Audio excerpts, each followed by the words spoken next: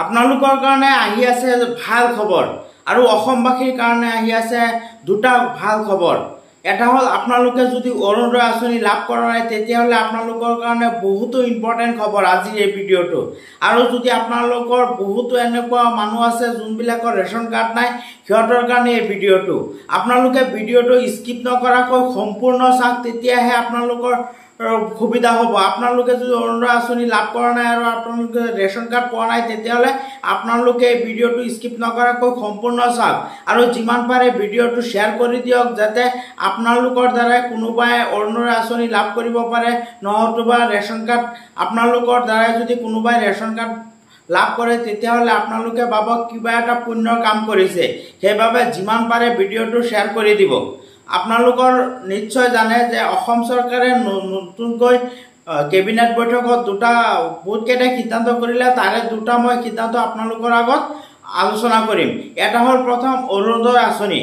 বহুতৰ এনেকুৱা আছে অৰুণোদয় আঁচনি লাভ কৰা নাই আৰু এই 19 তাৰিখে এই ছেপ্টেম্বৰ মাহৰ 19 তাৰিখে বহুত লাখ হিতাধিকাৰীয়ে অৰুণোদয় আঁচনি লাভ কৰিব আৰু নতুনকৈ এই 19 তাৰিখে অৰুণোদয় আঁচনি লাভ কৰাৰ সুযোগ লাভ কৰিব আৰু আবেদন প্ৰক্ৰিয়া আৰম্ভ হ'ব এই 19 তাৰিখ।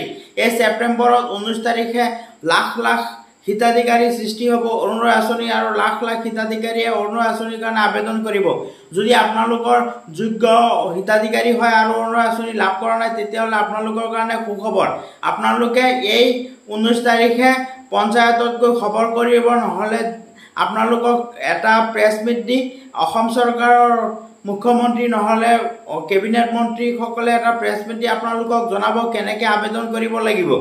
আপোনালোকে যিমান সোনকালে পাৰে ডকুমেণ্টছ ৰেডি কৰি ৰাখক আৰু 19 তাৰিখ কেইটা দিন আছে মাজত আৰু 19 তাৰিখে আপোনালোকৰ নতুন লাখ মানুহে আবেদন প্ৰক্ৰিয়া আৰম্ভ হৈ যাব আৰু আবেদন কৰিব পাৰিব আৰু নতুন লাখ মানুহে অৰুণোদয় আঁচনি লাভ কৰিব।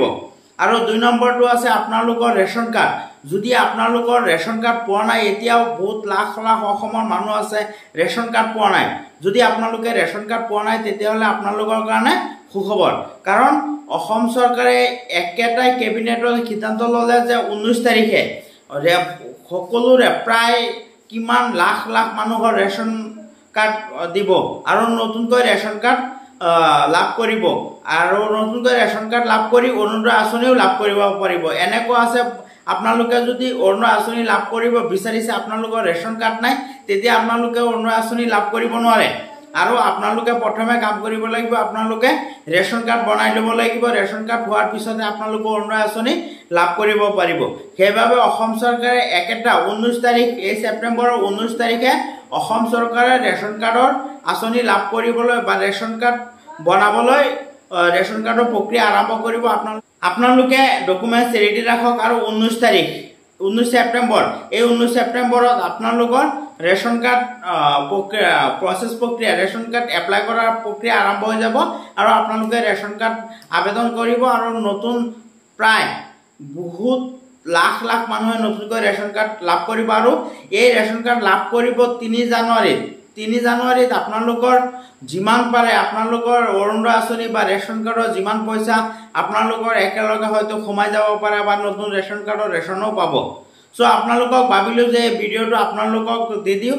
নতুনকৈ অসম চৰকাৰে এই সিদ্ধান্ত গ্ৰহণ কৰিছে আৰু এই সিদ্ধান্ত অনুসৰি মই আপোনালোকক ভিডিঅ' বনাই অৱগত কৰি আছোঁ আৰু আপোনালোকে বহুত এনেকুৱা যোগ্য হিতাধিকাৰী আছে যোনবিলাকে নেকি অৰুণোদয় আঁচনি লাভ কৰা নাই বা ৰেচন কাৰ্ড পোৱা নাই, সিহঁতৰ বাবে সুখবৰ। আৰু যোনবিলাকে লাভ কৰিছে সিহঁতেও ৰেগুলাৰ পাই থাকিব আৰু যোনবিলাকে লাভ কৰা নাই সিহঁতে লাভ কৰিব।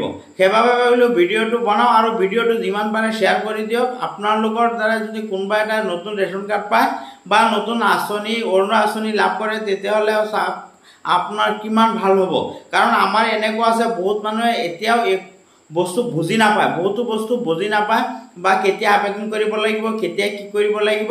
আমাৰ যোনবিলাক যোগ্য হিতাধিকাৰী হয় সিহঁতে বুজি নাপায় আৰু বুজি নোপোৱাৰ ফলত সিহঁতে আবেদন কৰিব নোৱাৰে আৰু বহুতো ৰৈ যায় আৰু এনেকুৱা বহুতো হৈছে। সেইবাবে আপোনালোকৰ যোনবিলাক হিতাধিকাৰী ওচৰে পাজৰে যোনবিলাক হিতাধিকাৰী আপোনালোকে অৱগত কৰক আৰু আপোনালোকে ভিডিঅ'টো শ্বেয়াৰ কৰি জনাই দিয়ক। চ' আজি ইমানখিনি আছিলে। ধন্যবাদ।